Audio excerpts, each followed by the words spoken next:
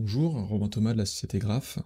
Alors aujourd'hui une petite démo pour vous présenter comment vous pouvez exploiter les données de votre ERP Sage 100 ou EBP à l'aide de l'outil Power BI. Et on va voir comment Graph peut vous accompagner dans cette mise en œuvre. Donc tout d'abord un petit mot sur la business intelligence, hein, la BI, on en entend beaucoup parler. Donc la BI constitue l'ensemble des outils et méthodes visant à transmettre les informations pertinentes aux managers d'entreprise, et donc son but est de les accompagner à comprendre leur environnement et de les accompagner dans leur prise de décision stratégique. Donc typiquement on va aller identifier avec vous les données clés de votre ERP qui vous semblent pertinentes euh, pour piloter votre activité, et ensuite on va aller mettre en forme ces données dans des tableaux de bord pour vous aider à la lire et à prendre vos décisions de pilotage. Donc si on compare Power BI avec Excel, parce qu'on a encore beaucoup de clients qui utilisent le tableur Excel pour faire de la restitution de données, on a quand même de grandes différences. Power BI permet une automatisation des actions individuelles, hein, typiquement sur Excel, pour aller mettre à jour des sources de données externes, on va aller devoir faire plusieurs manipulations les unes après les autres. On peut multiplier les sources de données dans Power BI, on va voir qu'il y en a une multitude. On peut également créer des visuels dynamiques. Hein, on peut aller faire des visuels qui vont impacter d'autres visuels, donc ça rend la donnée beaucoup plus lisible, les rapports plus ergonomiques.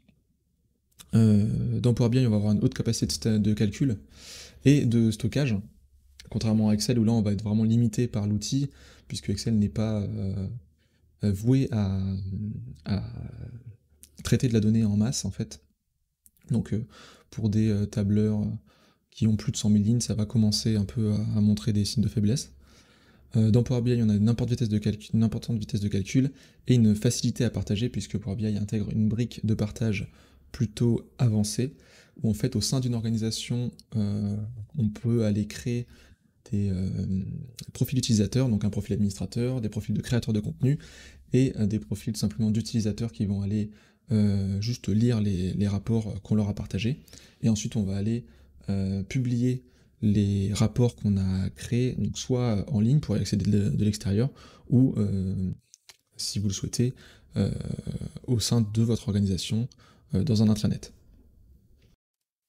Donc au niveau des fonctionnalités de Power BI, donc Power BI se caractérise comme un outil décisionnel de visualisation interactive des données, qui va nous permettre de transformer des sources de données en informations visuelles et interactives. Donc pour utiliser Power BI, on a trois outils majeurs. Power BI Desktop, donc c'est de là où on va créer nos rapports. Donc en fait, on va aller se brancher sur nos sources de données, construire nos rapports et les publier. Et une fois qu'on les a publiés, on peut aller les consulter via le site internet, donc Power BI Service, ou l'application mobile. Voilà. Dans le cas d'une utilisation classique d'un outil tel que Power BI, on peut faire ressortir 5 étapes majeures.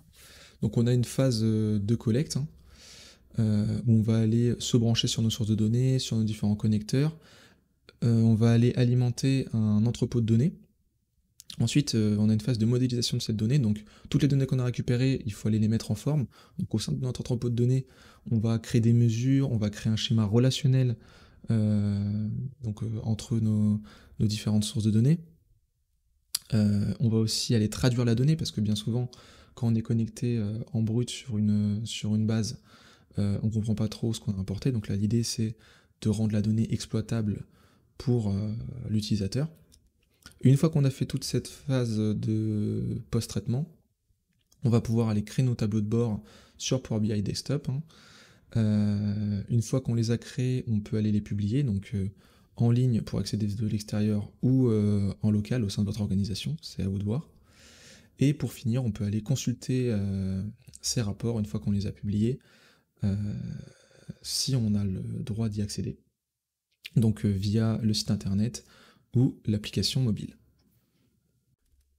Et donc l'offre de Graph dans tout ça, c'est de vous accompagner et de faciliter pour vous le process de déploiement d'une solution telle que Power BI, puisque pour exploiter au mieux les données de votre ERP Sage 100 ou EBP dans Power BI, on a développé un cube donc qui fonctionne sur SQL Server Analysis Services, et qui fait office en fait de connecteur entre votre ERP et Power BI. Donc les avantages, c'est de profiter de la puissance et de la rapidité de traitement du cube sur Power BI, de s'affranchir tout simplement des deux premières étapes techniques de l'utilisation de l'outil, hein, puisqu'en fait toutes les données importantes vont être traduites dans l'entrepôt de données de Power BI, et il n'y aura plus qu'à créer les rapports. Donc ici on a un visuel de ce que donne en fait l'intégration du cube graph dans Power BI. Donc sur la gauche, on peut voir en fait le schéma relationnel des tables dans l'entrepôt de données. On voit qu'en fait la modélisation des données est déjà effectuée dans l'entrepôt de données. Et sur la droite, on peut voir la liste des champs utilisateurs. Donc en fait, c'est toute la donnée disponible pour la création des rapports qui est traduite et donc compréhensible pour la personne qui sera chargée de créer les rapports. Donc concrètement, ça donne quoi? Donc là, on va passer sur Power BI donc, dans la prochaine vidéo, où je vais vous montrer des exemples de l'utilisation du cube graph ERP, donc sur 3 dimensions, donc la comptabilité, la finance, la gestion commerciale et également la gestion de production. Donc nous voilà sur Power BI. Donc pour ce tutoriel, on va d'abord commencer par se connecter aux données. Donc je vais vous montrer comment on se connecte à notre cube ERP. Ensuite, on va créer des rapports ensemble, des rapports simples, en utilisant notamment l'assistant de création de mesures rapides. Ensuite, je vais vous montrer un peu ce qu'on est capable de faire avec Power BI en exploitant le cube ERP. Et pour finir, je vous montrerai l'option de partage. Alors pour se connecter aux données, donc rien de plus simple, il suffit d'ouvrir un fichier Power BI. Ensuite, on se rend sur obtenir les données, ici, à partir d'analyse 6 services. Donc ici, moi, mon serveur, c'est un serveur local, donc je vais juste mettre point. Sinon, il faudra juste renseigner le serveur. Donc on se positionne en connexion directe. Les connexions directes, ça a l'avantage en fait de faire travailler le serveur plutôt que le client. Et donc ça permet d'exploiter le cube sur des clients légers tels que des tablettes ou alors des ordinateurs pas très performants, on va dire.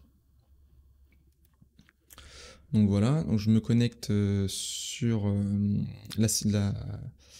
l'instance Analysis Services et ici je vois mon cube ERP. Donc j'ai juste à cliquer sur OK. Et une fois qu'on a fait ça, donc si on se rend ici sur le modèle relationnel des données qu'on a importées, enfin qu'on va exploiter, ici on peut voir que le schéma relationnel des données est déjà créé dans Power Query, donc pas besoin de réaliser cette étape. Et sur la droite, ici on voit que toute la donnée de votre ERP est traduite dans les champs utilisateurs, ici, donc on n'a plus qu'à les exploiter, à les utiliser pour créer nos rapports. Donc pour créer un rapport, en fait, on va se rendre dans l'onglet rapport ici. Donc là, pour notre exemple, on va faire une slide simple donc de comparaison des ventes entre 2 années par famille d'articles. Donc pour commencer, je vais faire un segment. Donc le segment, ça va permettre à l'utilisateur de sélectionner l'année à analyser. Donc comme on souhaite analyser à partir d'une année, on se rend dans système temps ici où on a tous les champs temps du cube. Donc je sélectionne ici le calendrier civil et je mets ça en mode segment ici. Donc là ça donne le choix déjà à l'utilisateur de l'année à sélectionner. Après il y a un peu de peaufinement à faire parce que l'utilisateur typiquement peut sélectionner plusieurs années. Donc ça pour ce faire, pour modifier le visuel et l'ergonomie, on va se rendre ici dans les paramètres du segment. Ici donc j'impose une sélection simple et je peux, si je le souhaite, également donc filtrer les années disponibles pour afficher uniquement les données supérieures à 2010, les années supérieures à 2010. Donc voilà.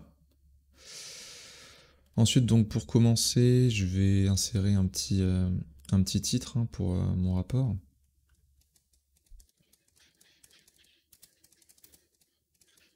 Évolution des ventes.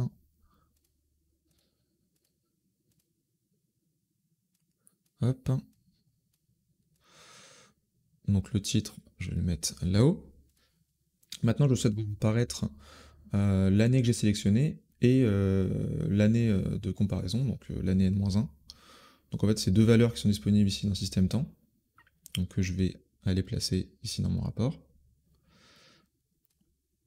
en mode données. Donc je clique ici pour faire apparaître la donnée. Tac. Donc là, si je sélectionne par exemple 2013, on voit que les années ont évolué. Donc, de gauche à droite, on va analyser les ventes de 2012 à 2013. Une fois que j'ai fait ça, donc je souhaite avoir les montants par année, les totaux par année. Donc cette donnée se trouve dans la dimension GESCOM vente, donc gestion commerciale vente. Et donc c'est deux mesures en fait, vente montant hors taxe, ici, donc, que je vais ajouter, et vente montant hors taxe N-1. Donc pareil, en mode valeur, tac. Et je vais aller placer donc N-1 en dessous d'année N-1 et vente de l'année en dessous de l'année sélectionnée. Voilà. Maintenant, donc là on va utiliser l'utilitaire de création de mesures rapides, puisqu'en fait pour faire une mesure il faut maîtriser le langage DAX, mais cet utilitaire permet de créer des mesures sans forcément connaître ce langage. Donc pour réaliser une mesure rapide, je me rends sur la dimension dans laquelle je souhaite faire apparaître cette mesure, créer cette mesure. Je fais un clic droit, nouvelle mesure rapide. Donc là, on a plusieurs calculs disponibles. Donc là, en l'occurrence, on souhaite voir l'évolution d'une année à l'autre. Donc en fait, c'est en pourcentage. Donc je vais chercher modification d'une année sur l'autre, ici.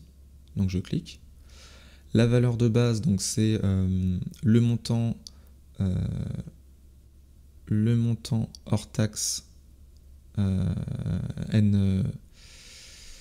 le montant hors taxe de l'année sélectionnée, pardon. Donc ça, c'est dans GESCOM vente. Hop. Et c'est cette mesure, donc que je place ici. Et ensuite, il faut que j'ajoute un champ date, donc c'est dans Système Temps, calendrier civil, date. Ici, on me donne le choix d'un nombre de périodes antérieures sur lesquelles calculer les variations. Donc là, en l'occurrence, c'est un an, mais on pourrait comparer par exemple à N-2, N-3. Donc là, je fais OK. On voit ici que ma mesure s'est générée, donc si je le souhaite, je peux aller la renommer ici. Et comme on peut le voir ici, donc un code en DAX s'est généré sans avoir eu à le faire manuellement. Donc je valide. Et une fois que j'ai validé, donc la mesure est disponible dans la dimension. J'ai plus qu'à la placer dans mon rapport en mode jauge, par exemple. Donc là, on va tester si c'est bon. Donc là, par exemple, de 2015 à 2016, on voit qu'on a une diminution des ventes de moins 70%. Ici, une augmentation de 11% de 2016 à 2017. Donc moi, ça me paraît bon. On va ajouter une flèche pour que ce soit un peu plus parlant. Hop.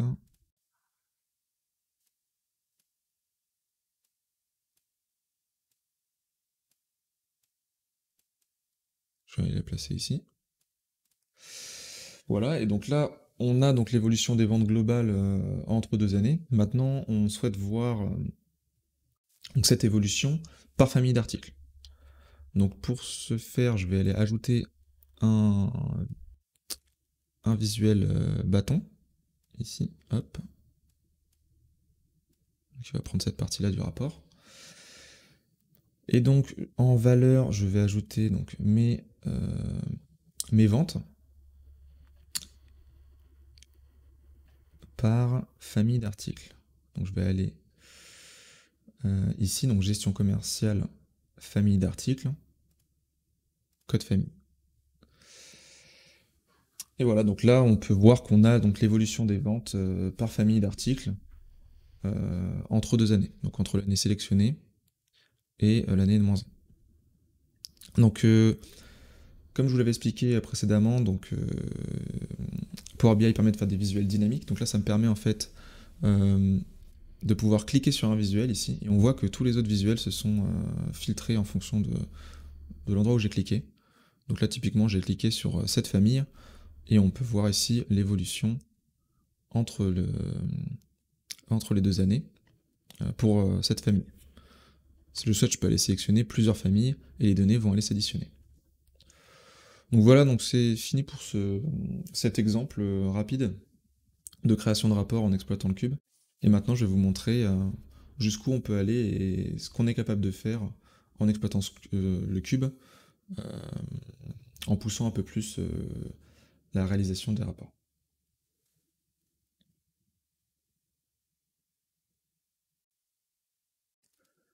Donc toujours sur Power BI, donc là on se retrouve donc sur un rapport qu'on a créé, un rapport d'exemple, où je vais vous présenter en fait donc, ce qu'on a pu faire sur le cube, sur notre base test, donc sur 3 dimensions, la comptabilité, la gestion commerciale et la gestion de production.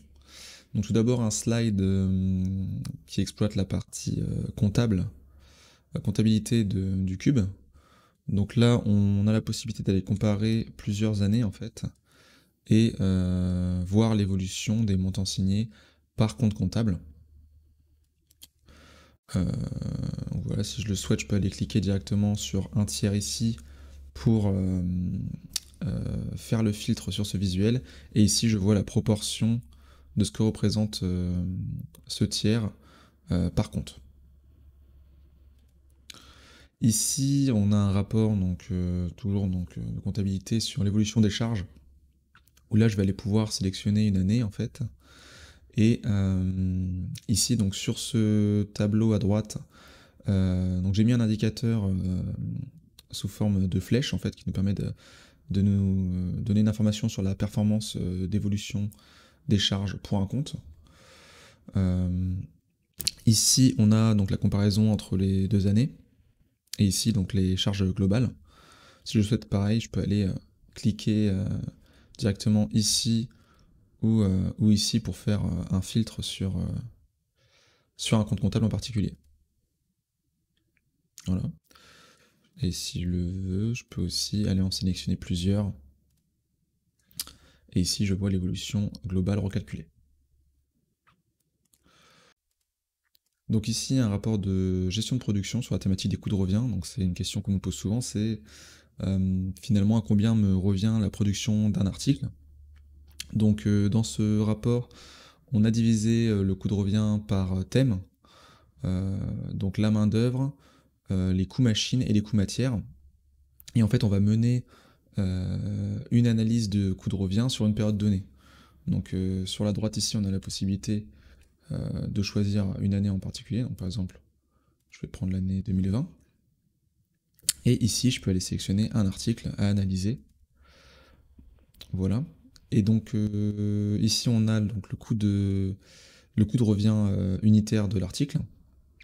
Et si je souhaite avoir un niveau de détail supérieur, je peux aller interroger le rapport en fait dans des sous-rapports. Donc là, si je clique sur la main d'œuvre ici, par exemple, on a ici le détail du calcul du coût moyen de la main d'œuvre. Donc ici, donc les ordres de fabrication et les opérations de main d'œuvre qui ont été réalisées, ainsi que les temps. Et même raisonnement pour les machines et les coûts matières. Ici, donc toujours dans la gestion de production, on a un rapport sur la thématique de la traçabilité process. Si par exemple j'ai une non-conformité sur une machine et que je souhaite savoir quels articles sont passés sur cette machine, ou à contrario, j'ai remarqué une non-conformité sur un article et je souhaite savoir quelle machine est à l'origine de cette non-conformité. Donc ça c'est la traçabilité process. Ce rapport permet d'interroger nos données. Donc sur une période définie, en fait, je vais mener une analyse. Euh, donc là, en l'occurrence, j'ai sélectionné un article. Je peux aller en sélectionner un seul, hop, ici. Et donc je vois que sur cette période donnée, que je peux faire varier, on voit que cet article est passé sur deux machines. Donc une machine qui s'appelle peinture et une machine soudure, et que nous avons réalisé 14 ordres de fabrication concernant cet article. Donc si je souhaite avoir un niveau de détail supérieur, je peux aller ici voir le nombre d'articles lancés par ordre de fabrication. Ici donc on a un rapport qui exploite un visuel carte où on peut voir la proportion en fait de ventes dans le monde par pays. Donc les billes représentent bien sûr les pays et la taille des billes, la proportion de ventes en fait que ce pays représente dans le montant des ventes globales. Donc j'ai le choix ici d'aller filtrer sur une année en particulier. Donc on voit que le visuel évolue en fonction de mon choix. Ici donc le cercle me permet de savoir la proportion de ventes par pays, donc par année sélectionnée. Donc si je souhaite, je peux aller cliquer directement sur un pays ici, et on voit que ça va filtrer les autres visuels. Si je clique par exemple sur la Lituanie, je vois qu'elle représente 6,41% du chiffre d'affaires sur l'année 2020. Et ici, on peut voir l'évolution des ventes par mois pour le pays sélectionné, donc pour la Lituanie. Là, on a la répartition des ventes par mois donc, au global sur l'année 2020. Et ici, par exemple, je peux aller sélectionner la France et la Lituanie. Et ici, j'ai l'évolution des ventes cumulées pour ces deux pays. Voilà. Ici, donc, on a un rapport toujours sur la gestion commerciale qui nous permet de mesurer en fait la performance de nos clients. Donc, les tiers ici sont représentés par couleur et par bille. Donc, on a la possibilité ici de faire varier par an si on souhaite. Voilà. Donc la taille des billes représente en fait le ratio en fait entre les montants des ventes et la marge que l'on a faite avec ce tiers. Donc plus la bille est grosse, plus le tiers en fait est performant. C'est un indicateur de performance. Et ici, sur le visuel en haut, on peut voir la proportion de ce que représente la vente des tiers par mois. Donc si je le souhaite, je peux aller cliquer directement ici sur un tiers pour avoir le détail, ou je peux aller cliquer sur une bille également pour avoir le détail des montants. Ici, donc un dernier exemple sur l'évolution des ventes. Donc ça rejoint un peu ce qu'on a fait à titre d'exemple entre 2 années. On a donc l'évolution des ventes donc par an, par mois, mais également par commercial. Donc ici on voit par exemple que sur l'année, on va prendre celle-ci, sur l'année 2011, entre 2011 et 2012, on a une évolution du chiffre d'affaires de 14,6%. Et ici en fait on peut voir que contrairement en fait à l'indice global, sur le mois de mai ici on a moins performé que l'année dernière. On peut voir ici que l'année en cours, qui est représentée en bleu, a moins performé que l'année dernière, représenté en orange. Donc si je souhaite, je peux aller cliquer directement sur le mois de mai ici. Donc là, je vois qu'on est sur une variation négative et on a les montants associés ici. Si je veux, je peux encore aller croiser ces données avec les commerciaux. Donc là, je peux aller cliquer sur un commercial ici. Je vois que par rapport à l'indice global, ce commercial particulier a surperformé, notamment au mois de juillet où il a réalisé par rapport à l'année dernière une augmentation de ses ventes de plus de 600%. Donc si je souhaite, je peux aller sélectionner plusieurs commerciaux, si par exemple ils font partie du même service. Donc un mot sur la fonction de partage que propose Power BI. Donc je vais vous montrer un peu comment ça se passe. Donc là je me suis connecté sur le site de Power BI pour accéder à l'application directement en ligne. Donc je me suis connecté et sur mon espace ici, mon espace de travail, on peut voir l'ensemble des rapports que l'on m'a partagés au sein de mon organisation et auxquels on m'a donné le droit d'accès. Donc là je peux aller cliquer ici sur un rapport. Donc on m'a donné le droit d'accès en lecture et en écriture pour ce rapport, donc j'ai la possibilité d'aller le modifier directement en cliquant ici sur modifier, et on retrouve un peu un interface familier. Donc comme sur Power BI Desktop, on peut aller modifier les rapports qu'on nous a partagés, donc pour une disposition classique, ou si on le souhaite pour une disposition mobile, si on souhaite accéder après à ces rapports via l'application mobile Power BI. Voilà. À partir des rapports qu'on nous a partagés, on a également la possibilité de créer de nouveaux rapports à partir des jeux de données qui sont générés avec les rapports que l'on a dans son espace. Donc typiquement, donc pour ce rapport-là, j'ai cliqué sur l'affichage du jeu de données, et ici on retrouve mon schéma relationnel des données, et à partir de là, en fait, je peux créer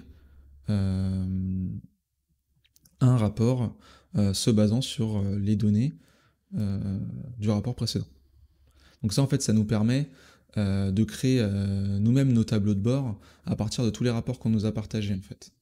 On va aller piocher dans les rapports qu'on nous a partagés les visuels qui nous semblent intéressants pour notre activité personnelle, et on va pouvoir se créer nos tableaux de bord sur notre espace perso en ligne.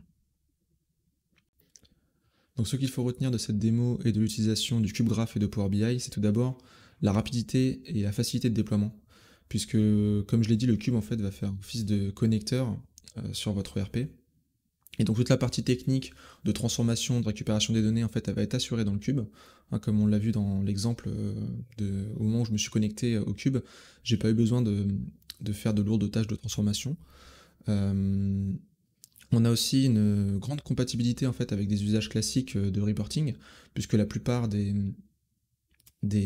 mesures ont été créées en fait pour pouvoir répondre directement aux besoins les plus standards. Bien sûr, après on peut aller ajouter des dimensions et des mesures si besoin.